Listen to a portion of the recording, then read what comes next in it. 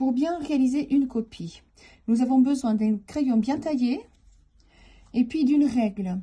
Alors moi, je m'en suis confectionné une que j'ai déjà distribuée d'ailleurs l'année dernière aux élèves. C'est une petite réglette faite sur du papier Bristol avec les pulsations espacées de 1,5 cm. C'est la bonne distance pour les pulsations. Si les pulsations sont à 1 cm, on n'aura pas suffisamment d'espace. Donc, pour écrire, par exemple, 4 doubles ou des rythmes longs. Donc, il faut bien vous confectionner une petite règle avec des pulsations espacées d'1,5 cm. Alors, donc, une fois que vous avez mis votre clé de sol, puisqu'ici l'exercice est un clé de sol, et puis écrit votre chiffrage de mesure, on va compter les pulsations. Dans notre exercice, il y a 4 mesures à 3 temps. Donc, 4 mesures à 3 temps, ça fait 12 pulsations. Donc, je vais écrire les pulsations. La règle, je la rapproche pas trop de la portée, parce qu'après, mes pulsations, quand je vais les écrire, eh bien, elles seront trop hautes. Et puis, je vais être gênée pour écrire, par exemple, des do graves. Donc, j'écris mes pulsations plus basses, un petit peu basses. Donc, c'est parti pour mes 12 pulsations. 1, 2, 3, 4, 5, 6, 7, 8, 9, 10, 11, 12. Si vous avez un petit cahier et que vous n'arrivez pas à mettre vos 12 pulsations à l'intérieur de la première portée, bon, ben, c'est pas grave. Vous refaites une clé de sol et vous faites par exemple votre mesure 3, mesure 4 ou votre mesure 4 sur la deuxième portée. Par contre, on ne coupe pas une mesure. On n'écrit pas 2 mesures et demie sur une portée et 1 mesure et demie sur la deuxième. On s'arrête sur une mesure pleine et on démarre sur une mesure pleine. Alors, maintenant que j'ai placé mes pulsations, je vais placer mes barres de mesure. Ici, on a une mesure à 3 temps. Donc, cela veut dire que ça, c'est ma première pulsation, ma pulsation 2, ma pulsation 3. Ici, j'ai à nouveau mon premier temps de la mesure. Donc, la barre de mesure, elle est juste avant le premier temps de la mesure. Donc là, je fais ma barre de mesure.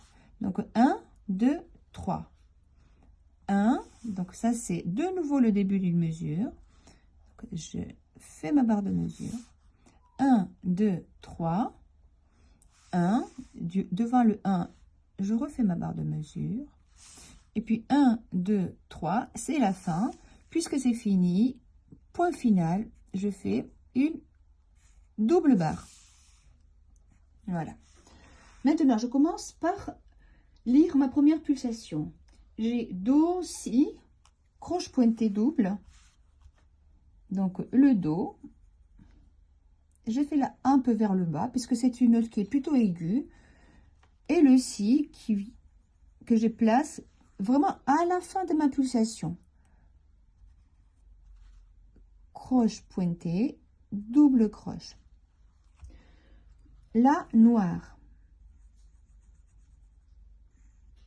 Et puis encore un la noire. Dans la croche pointée double, la note qui est sur la pulsation, c'est la première. C'est la croche pointée. Je continue. Si croche pointée.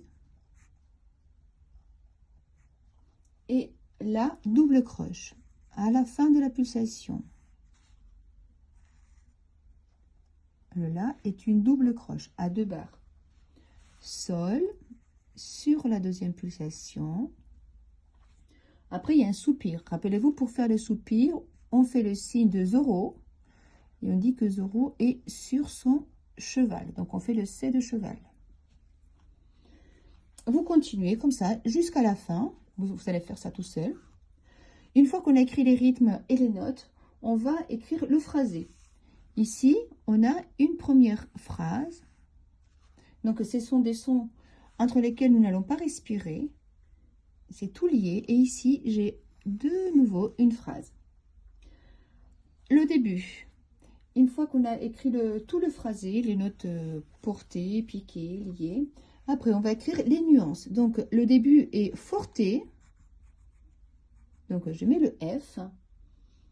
Et puis, c'est fort jusqu'à la fin. Merci.